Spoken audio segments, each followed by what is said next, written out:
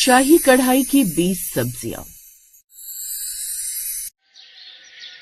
अरे बाप रे, आज तो 8 बज गए। घर में सबके नाश्ते का वक्त हो गया, लेकिन मुझे तो समझ ही नहीं आया इतनी जल्दी सुबह कैसे हो गई। माँ जी तो 10 बातें सुना देंगी सुबह सुबह। सुगंधा जैसे ही कमरे से बाहर आई, उसने देखा कि उसकी सास और सभी घर वाले तो मजे से डाइनिंग टेबल पर बैठकर नाश्ता कर रहे हैं। ये क्या मम्मी जी, आप सब नाश्ता कर रहे हैं? अरे आपको क्या जरूरत थी नाश्ता बनाने की? मैं हूं ना, मैं बना तो लेती। हैं, मैं क्यों बनाऊंगी? बड़ी बहू तो शायद भूल रही है, अब मेरी छोटी बहू भी आ गई है इस घर में, उसी ने हम सबके लिए नाश्ता बनाया है। अब तुझे तो सोने से फुर्सत नहीं है। लो, देवरानी को आए हुए एक दिन हुआ नहीं कि सास करने लगी उसकी तरफदारी। अब सुगंधा भी रसोई में गई, जहाँ उसकी देवरानी गर्मा गर्म आलू के पराठे बना रही थी, वो भी देसी घी के। हैं, देसी घी के? अरे इतना घी लगाओगी तो जल्दी से खत्म हो जाएगा। अब पराठे तो देसी घी में ही अच्छे लगते हैं। आप भी बैठ जाइए, मैं आपको भी गर्मा गर्म पराठे परोसती हूँ। नहीं, उसकी जरूरत नहीं है, पहले बना लो, फिर दोनों साथ में ही खा लेंगी। फिर अनन्या और भी पराठे बनाने लगती है। सभी घर वालों के खाने के बाद दोनों देवरानी जेठानी भी एक साथ बैठकर पराठे खाती हैं। खाना खाने के बाद उसकी सास बाहर उसके पास आती है।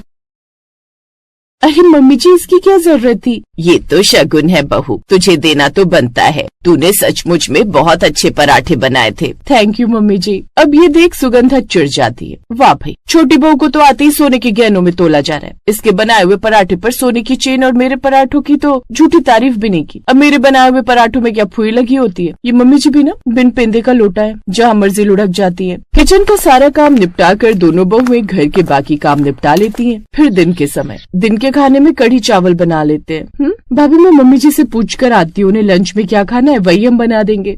बड़ी मम्मी जी की चमची बनी हुई है। अनन्या अपनी सास के पास जाती है। मम्मी जी, खाने में क्या बनाऊं? बहू, तूने सुबह इतने टेस्टी पराठे बनाए थे कि स्वाद में तो मैं ज्यादा ही खा गई। अब मुझे तो थोड़ा हल्का फुल्का ही खाना है। तू ऐसा कर, पुलाव ही बना ले। जी मम्मी जी। अनन्या किचन में जाती है, जहाँ वो वेजिटेबल पुलाव बनाने की तैयारी में लग जाती है और सभी मसालों को अच्छे से कूटकर वो बढ़िया सा वेजिटेबल पुलाव बना लेती है, जिसकी खुशबू पूरे घर में फैल जाती है। वहाँ खड़ी सुगंधा ये सब देख रही थी। वाह भाई देवरानी जी, वैसे आपके हाथों में कमाल का जादू है। क्या बढ़िया खाना बनाती है आप तो। हाँ, वो क्या है ना भाभी जी, मुझे कुकिंग का बड़ा ही शौक था। चलो बढ़िया है, फिर तो मुझे भी किचन से छुट्टी मिल जाएगी। तभी अनन्या का पति मुकुल किचन में आता है। अच्छा, मतलब मेरी पत्नी को शेफ बनाने की पूरी तैयारी चल रही है? अरे भाई, तुम्हारी पत्नी पहले से ही शेफ है, कितना बढ़िया बढ़िया खाना बनाती है। और भाभी को आराम नहीं देना चाहते आप? अरे नहीं भाभी, मैं तो आप दोनों देवरानी जेठानी के बीच पड़ना ही नहीं चाहता। अब मुकुल ऑफिस चला जाता है और फिर वो सबको खाना परोसते हैं। तो खाना खाकर उसकी सास फिर से उसकी तारीफ करती है। वाह वाह, देखा कितना टेस्टी खाना बनाना जानती है। ऐसा पुलाव तो आज तक बड़ी बहू ने कभी बनाया ही नहीं।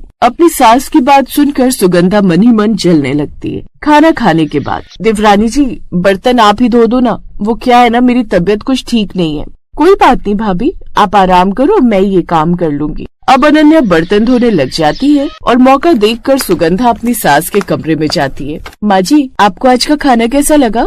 कैसा लगा मतलब? बहुत ही बढ़िया था। छोटी बहू के हाथों में तो कुक के हाथों से भी ज्यादा स्वाद है। कितना टेस्टी खाना बनाना जानती है वो। अरे तो वो कौन सा उसके हाथों का स्वाद है, वो तो बल्कि हमारे बर्तनों का स्वाद है। क्या मतलब? मतलब ये कि ये स्वाद हमारे बनाए हुए बर्तनों में आ रहा है। आपको याद है जब सगाई होने के बाद हम एक बार उसके घर गए थे, तो उसने जो खाना बनाया था उसमें कुछ खास स्वाद थोड़ी न था। हाँ बहू, तू बात तो ठीक कह रही है। देखा, मेरी शादी के बर्तन कितने अच्छे हैं, और मेरी वो शाही कढ़ाई जो तुझसे ठीक से उठती भी नहीं है, वो तो बस शाही खाना बनाने के लिए ही बनी है। हाँ तो एक बार बोलो देवरानी को अपने बर्तनों में खाना बनाकर दिखाए, तब देखना टेस्ट।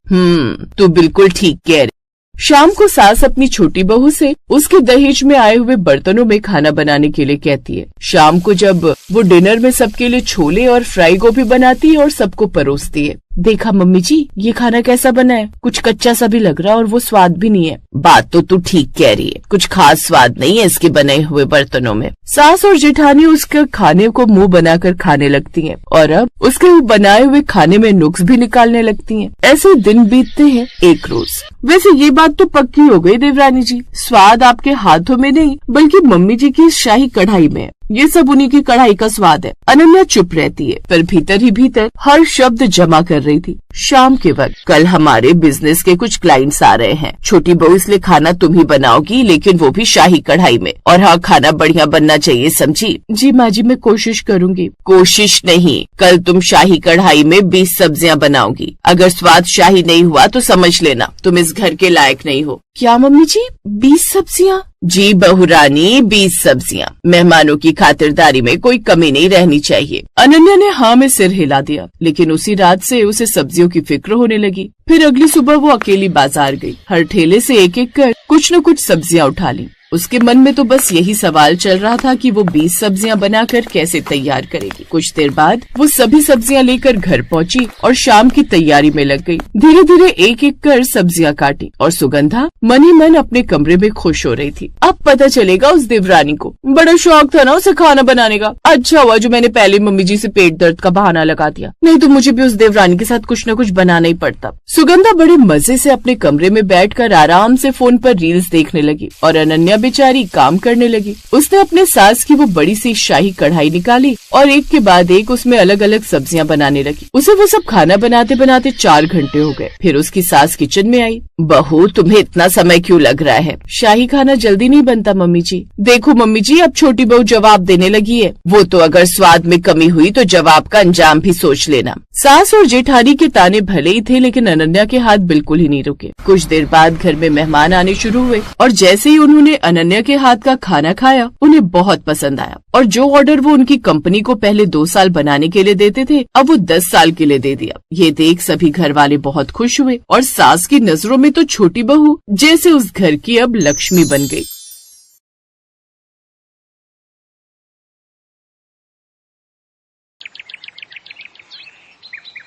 गुड़गांव में रहने वाली उर्मिला देवी के 2 बेटे थे। बड़ा बेटा अनुराग, जिसकी शादी अंजलि से हुई, और छोटा बेटा प्रांजल, जिसकी शादी श्वेता से हुई। उर्मिला के छोटे बेटे प्रांजल की नौकरी बैंगलोर में थी, इसलिए श्वेता शादी के 10 दिन बाद ही अपने पति के साथ बैंगलोर शिफ्ट हो गई, जहां वो दोनों अकेले रहते थे। मैं सच में बड़ा खुश हूँ श्वेता। अब फाइनली मेरा ट्रांसफर गुड़गांव हो गया और अब हम सब अपने परिवार के साथ रहेंगे। क्या हुआ, तुम्हारा चेहरा क्यों लटका हुआ है? प्रांजल, तुम्हें लगता है हम उस बड़ी फैमिली में एडजस्ट कर पाएंगे? मतलब कई साल से हम लोग अलग रह रहे हैं, अकेले रहना, अपने हिसाब से खाना पीना, सच कहूँ तो मुझे बड़ा अजीब लग रहा है। अरे डोंट वरी श्वेता, कुछ नहीं होगा। तुम कुछ ज्यादा ही सोच रही हो। अब तुम पैकिंग शुरू कर दो, हम जल्दी गुड़गांव चले जाएंगे। प्रांजल जहाँ अपने परिवार के पास जाने से बड़ा खुश था, तो वहीं श्वेता का चेहरा लटका हुआ था। वहीं उर्मिला देवी अपने छोटे बेटे और उसके परिवार के लौटने पर काफी खुश थी। बड़ी बहू, आज तू खाने में मटर पनीर और खीर बना ले, और हाँ, साथ में पूरी बना लेना। प्रांजल को पसंद है ना? माँ जी, आप चिंता मत कीजिए, मैं सब बना लूंगी। और उनका कमरा, उसमें साफ सफाई कर देना और बेडशीट वो बदल देना। हाँ माँ जी, आप बस अब आराम से बैठ जाइए, मैंने सब कर दिया है।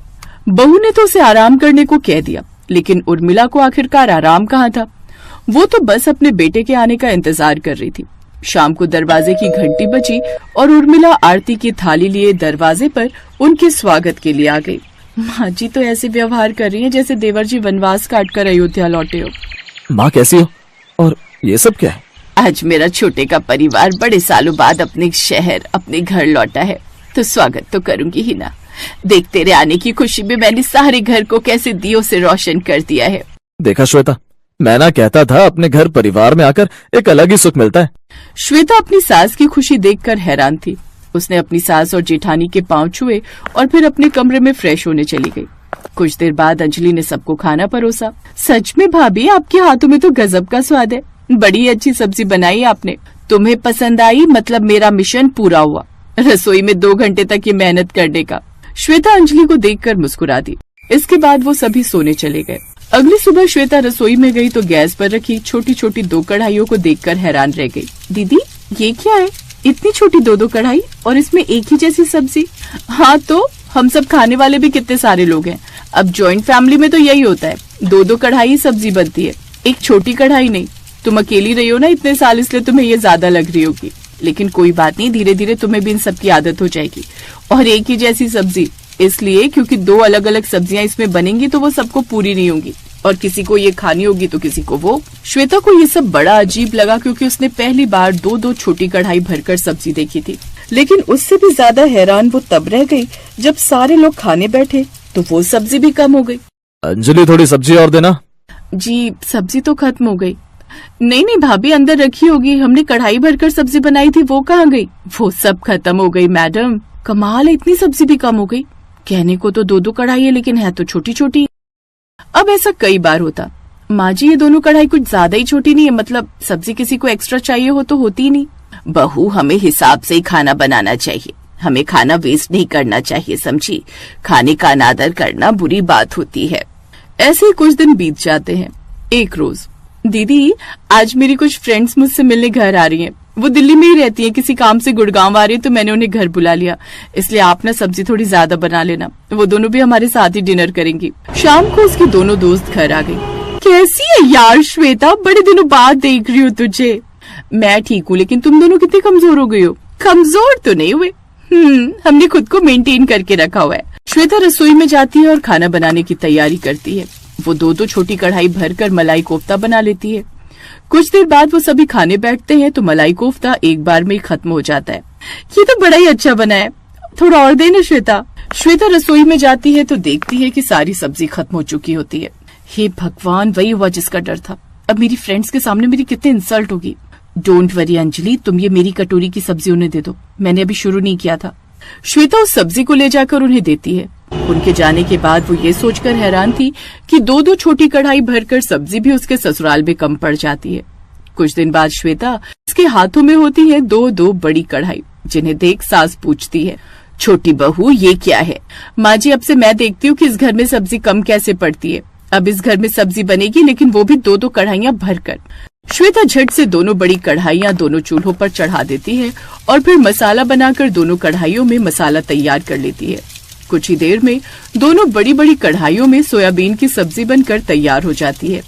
इतनी सारी सब्जी श्वेता? हाँ भाभी, उन दो छोटी कढ़ाइयों में सब्जी सबके लिए कम पड़ जाती थी, इसलिए अब हम इन दो बड़ी कढ़ाइयों में भरकर सब्जी बनाएंगे और सुबह से शाम तक सबको यही खिलाएंगे। ठीक कहा तुमने श्वेता, और वो भी एक बार नहीं बल्कि दो बार खा सकते हैं। ऐसे दिन बीतते गए और अब वो दो बड़ी कढ़ाई में एक ही सब्जी बना देती, जिससे अब सबको एक वक्त की बनाई हुई सब्जी 3 वक्त तक खानी पड़ती। ये क्या बहू, फिर से कढ़ी? मैं तो अब परेशान हो गई हूँ ये एक ही सब्जी 3 वक्त खा कर।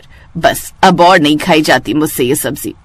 अरे माँ जी लेकिन अब सब्जी वेस्ट तो नहीं कर सकते ना, बची है तो खानी तो पड़ेगी। आपने तो कहा था खाने का अनादर नहीं करते। भगवान बस कर अब, और तेरी ये दो बड़ी कढ़ाई वाली एक ही सब्जी हमसे 3 वक्त नहीं खाई जाती, इसलिए अब से तुम अपनी इन दो बड़ी कढ़ाई भरकर सब्जी बनाओ, लेकिन वो भी अलग अलग तरह की। अब सास का आदेश मिलते ही दोनों बहुएं एक वक्त में दो बड़ी कढ़ाई में सब्जी तो बनाती, लेकिन वो भी अलग अलग तरह की। इस तरह से अब घर वालों को भी एक वक्त में 2